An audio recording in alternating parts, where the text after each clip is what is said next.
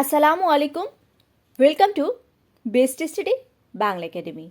যারা আমার ভিডিওটি দেখছেন তাদের সবাইকে আন্তরিকভাবে ধন্যবাদ জানিয়ে আমি আমার ভিডিওটি স্টার্ট করছি।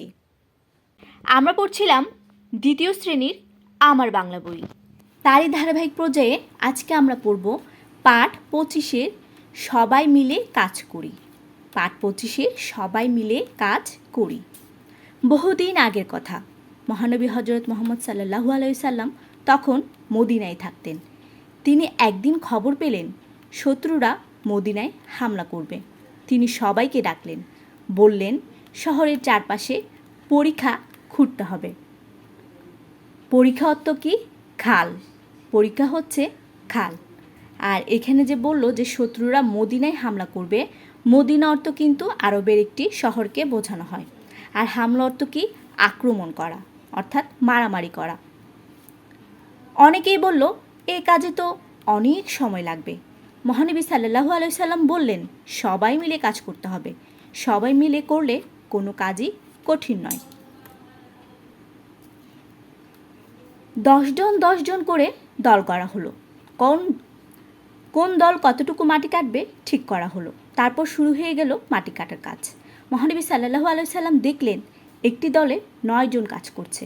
তিনি বললেন আমিও তোমাদের সাথে কাজ করব। আমার মাথায় মাটির ঝুড়ি তুলে দাও। সবাই বলল আপনি কেন এই কাজ করবেন? নবীজি সাল্লাল্লাহু আলাইহি সাল্লাম বললেন তোমরা কাজ করবে আর আমি বসে থাকব।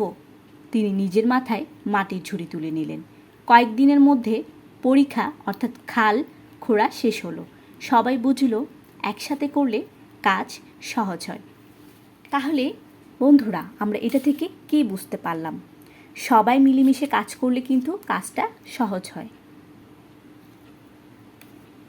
এখানে দেখা যাচ্ছে আমাদের নবী হজরত মোহাম্মদ সাল্লাল্লাহু আলাইহি সাল্লাম যখন মদিনায় থাকতেন তখন তিনি একদিন খবর পেয়েছে যে মদিনায় শত্রুরা হামলা করবে। তখন তিনি সবাইকে ডাকলেন, বললেন যে চারপাশে পরীক্ষা করতে হবে, অর্থাৎ চারপাশে একটা কী করতে হবে?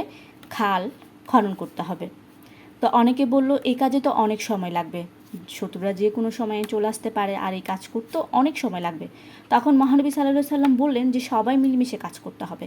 সবাই মিলে যদি কাজ করি তাহলে কাজটা দ্রুত শেষ হবে এবং সবাই মিলে কাজ করলে কোনো কাজই কিন্তু কঠিন নয়। তখন কি করা হলো? 10 জন করে একটি দল করা হলো। কোন দল কতটুকু মাটি কাটবে, কি করবে না করবে সব কিছু ঠিক করা হলো। তারপর শুরু হয়ে গেল কি? মাটি কাটার কাজ। মহানবী সাল্লাল্লাহু আলাইহি সাল্লাম দেখলেন যে প্রত্যেকটি দলেই 10 জন করে রয়েছে, শুধুমাত্র একটি দলেই 9 জন রয়েছে, সেখানে 10 জন নেই, একজন কম। তাই তিনি বললেন যে আমিও তোমাদের সাথে কাজ করব। আমার মাথায় মাটির ঝুড়িটা তুলে দাও, আমিও তোমাদের সাথে কাজ করব। তখন সবাই বলল যে আপনি কেন এই কাজ করবেন? আপনি হচ্ছেন আমাদের গুরুজন, আপনি হচ্ছেন আমাদের গুরু, তাহলে আপনি কেন এই কাজ করবেন? তখন নবীজি বললেন যে তোমরা সবাই কাজ করবে আর আমি কি বসে থাকবো? কোনো কাজই কিন্তু অসম্মানের নয়, কোনো কাজেই কিন্তু অসম্মানের কিছু নেই, সব কাজেই রয়েছে সম্মানের ছোঁয়া। তাই তিনি বললেন যে আমার মাথায়ও মাটির ঝুড়িটা তুলে দাও।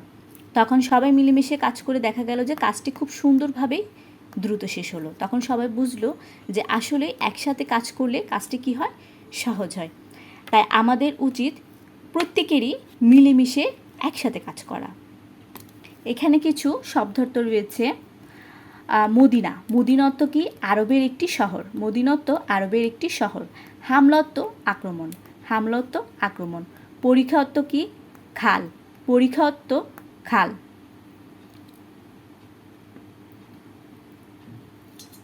এখানে বলেছে বিরাম চিহ্ন বসাই। বহুদিন আগের কথা, এখানে একটি বিরাম চিহ্ন বসবে। বিরাম চিহ্ন মানে কি?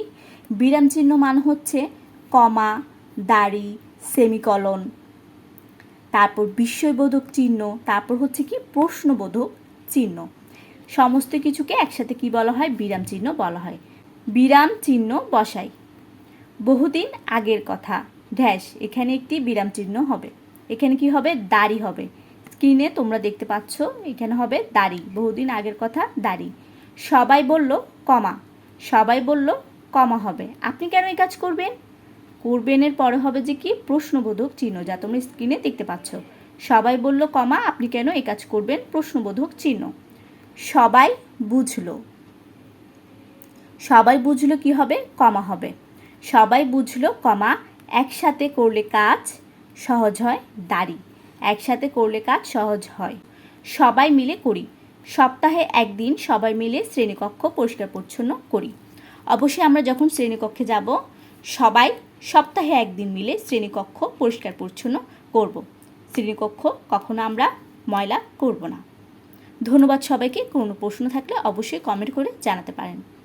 আসসালামু আলাইকুম।